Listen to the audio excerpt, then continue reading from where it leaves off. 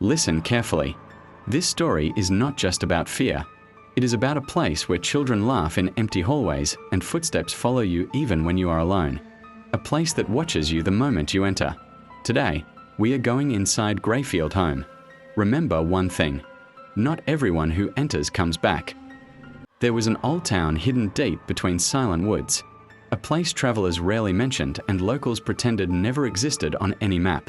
In that town stood an abandoned orphanage known as Grayfield Home, a building swallowed by vines, broken windows, and a history that people only whispered about.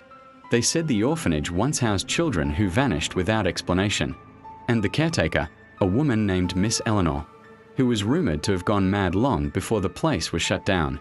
Most believed it was just tragedy and neglect, but some swore they saw figures of children staring from the shattered windows whenever the moon rose high. The story truly begins with a girl named Amelia, a college student studying folklore and supernatural legends. She chose Grayfield Home as a research project despite every warning she received. When she arrived in the nearby village, the townspeople stared at her with a mix of pity and fear. An old man finally warned her, "If you hear laughing, do not answer. If you see a child crying, do not approach. And whatever you do not speak to her." He refused to explain who her was. Amelia continued to the orphanage, finding its doors slightly open as though waiting for her. Inside, the hallways echoed strangely, the air unnaturally cold. Faded drawings lined the walls, stick figures that should have felt innocent but didn't. As she stepped deeper, she felt something watching her. Amelia entered the playroom, where toys were scattered, but not carelessly. They formed a perfect circle around a cracked doll with one missing eye. When she leaned closer, she heard giggling. Soft, breathy, too close to her ear. She spun around, but no one was there.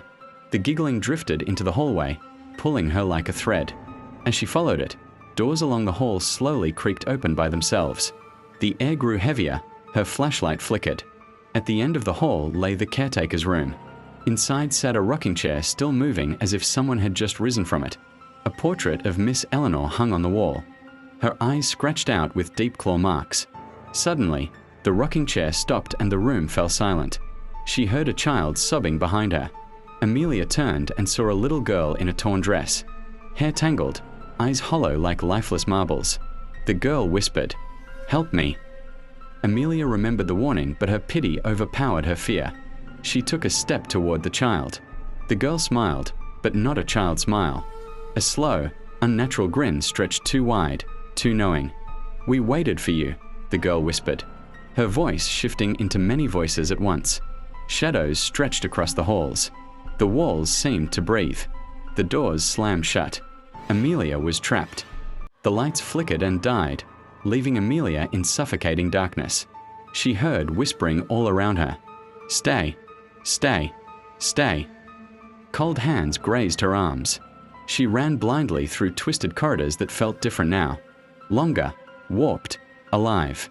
She finally reached the entrance and burst outside. Collapsing in the grass, her breath shaking, she fled to the village and tried to explain what happened. But the villagers only avoided her gaze.